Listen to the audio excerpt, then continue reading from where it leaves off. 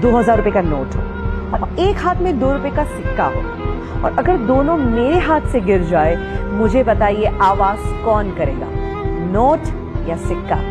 Of course सिक्का। चिल्लर ही आवाज किया करते हैं। जब वैल्यू बढ़ जाती है तो ऐसी आवाजें नहीं होती। दैट मीन्स आप कनेक्ट कर सकते हैं अपनी लाइफ में। जो लोग आपको बार बार नेगेटिव बोलते हैं, कोसते हैं, समझ लीजिएगा वो चिल्लर है।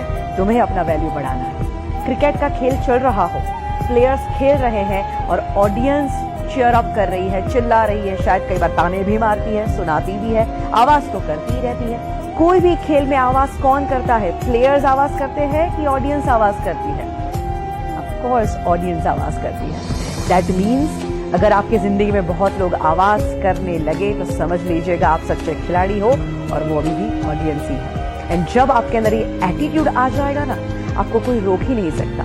तो आज मैं आपको यही कहना चाहती हूँ कि दिल की आवाज जरूर सुनो, एंड ऑफ कोर्स एक एटीट्यूड अपनाओ जिसे हम कहते हैं नेवर गिव अप।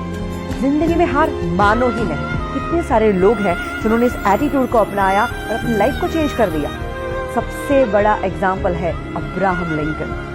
दोस्तों, उनकी जिंदगी से इतना इंस्पिरेशन मिलता है कि जो बंदा गरीबी में जन्म लेता है, इतनी तकलीफें भुगतता है, इतनी हद तक वो डिप्रेशन में चले गए थे कि कुछ समय तो उनके जीवन का ऐसा बीता कि अगर कहीं चाकू छुरियां हैं तो वो वहां से चले जाते थे, क्योंकि उनको ये डर था कि कभी मैं वो चाकू उठा के अपने आप को मार न दूं।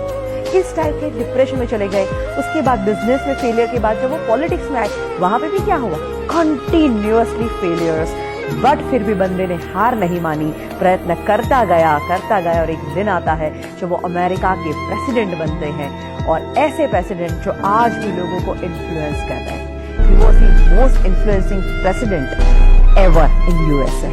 ही नेवर गिव अप। तो आप क्यों गिव अप करते हैं? हमारे ex president doctor APJ Abdul Kalam, उनकी जिंदगी में से भी बहुत कुछ सीखने जैसी बातें हैं।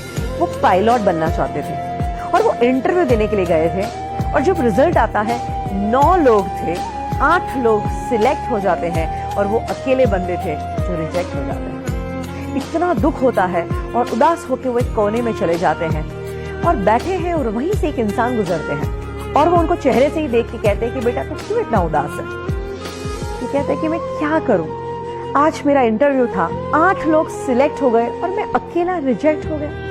इससे बुरी बात क्या हो सकती है? तो संत बड़े प्यार से कहते कि बेटा शायद तू अभी समझ नहीं पा रहा है, और शायद हो सकता है ऊपर वाला तुझे उससे भी बेहतरीन कुछ देना चाहता है। You never give up. ये सलाह उनके मन में बैठ गई और उन्होंने सोचा कि मुझे हार नहीं मानी। उन्हें प्रयत्न करना शुरू कर दिया, और बाकी जो हुआ वो तो इतिहास आप जानते ही हैं। बड़ी घटना घटी जब उन्होंने as a president supersonic plane में ट्रैवल किया, और जब वो लैंड करते हैं वहां पे ढेर सारे पायलट थे जो उनको सैल्यूट कर रहे थे, उनको सलामी दे रहे थे, उनके पद को जो रिस्पेक्ट देते हैं। और सारे पायलट जब उनको सैल्यूट करते हैं तब उन्हें याद आता है कि अगर उस दिन मैं पायलट बन गया होता तो शायद आज का दिन मुझे नहीं मिलता। दैट मीन्स उनके अंदर एटीट्यूड था नेवर गिव अप, और उसी एटीट्यूड ने उनको कहां से कहां पहुंचाया। और सोचिए दोस्तों, अगर यही एटीट्यूड आप भी अपनाएं तो हम लोग कई बार चीज गलत ना हो जाए, मुझसे गलती ना हो जाए, इस डर से भी बहुत कुछ नहीं करते। बट याद रखिए, गलती वही करते हैं जो कुछ करते हैं। तो कुछ करने की हिम्मत रखिए।